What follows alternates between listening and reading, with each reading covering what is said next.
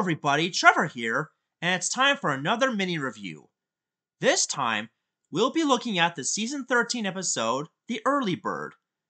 This one was requested by one of my good friends, Dax Dibbern.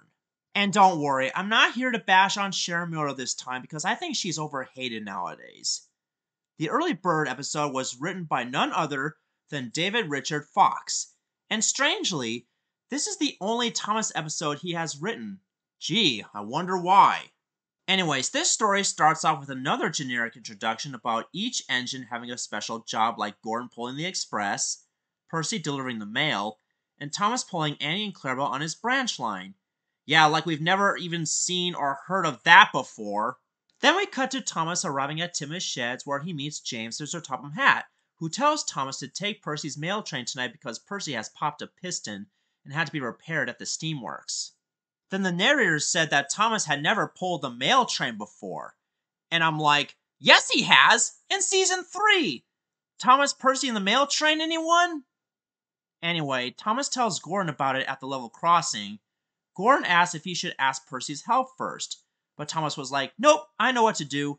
And I'm like, sure you do. He then meets Percy at the steamworks at night, who then asks his best friend if he needs advice on how to handle it. And once again, Thomas was like, nope, I know what to do. And again, I'm like, as if.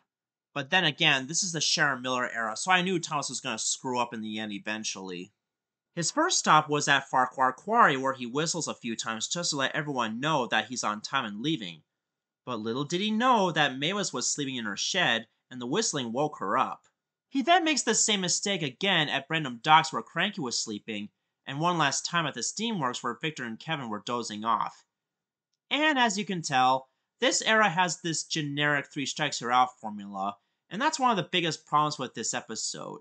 And because of Thomas's whistling, everyone dozed off during their jobs, including Mavis and Cranky. This surprised Thomas and said that Mavis and Cranky never make mistakes, and I'm like, you do realize that everyone makes mistakes, right? I mean, you're the one who woke them up in the first place, so therefore, it's your fault.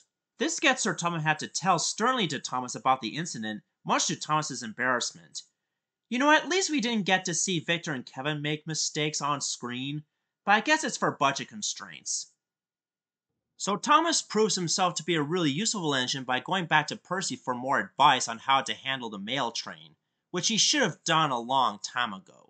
Percy woke up early in the morning and told Thomas that he did everything right, and Thomas learned to chuff quietly when delivering the mail. Oh, and I'll admit, Thomas falling asleep at the very end was kinda cute. In fact, that's the only thing I like about this episode. In all honesty, this episode makes Calm Down Caitlin look like an improvement over this. Sure, Caitlin was an idiot in that story, but hey, at least it wasn't Thomas taking over the spotlight at the time. But the biggest reason why The Early Bird sucks to begin with is not just with the 3 strikes you're out formula, but it's a huge continuity error from the classic series, especially in Season 3. In fact, Thomas has pulled the mail plenty of times before in the past, and once again, I don't really hate any of the writers during this CGI era, especially David Richard Fox, but at the same time, they all could have done a better job of writing and paying attention to continuity. Otherwise, we get stuff like this. And also, to be fair, this episode could have worked better if it didn't star Thomas. Like, for example, Charlie. As much as I despise the character, I think he should have taken the main spotlight and learned to shut up when others are trying to sleep. That way, it would have given Charlie more character development than what he got during that time. So in conclusion, this episode sucks. I'd give it a 2 out of 10 for mostly lack of effort and continuity. And I kind of regret not adding this to my top 10 worst Sharon Miller episodes video anyway.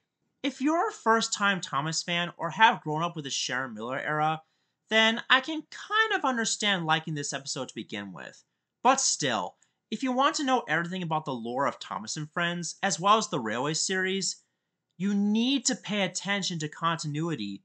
Otherwise, you'll end up creating a continuity error, or even a plot hole for that matter.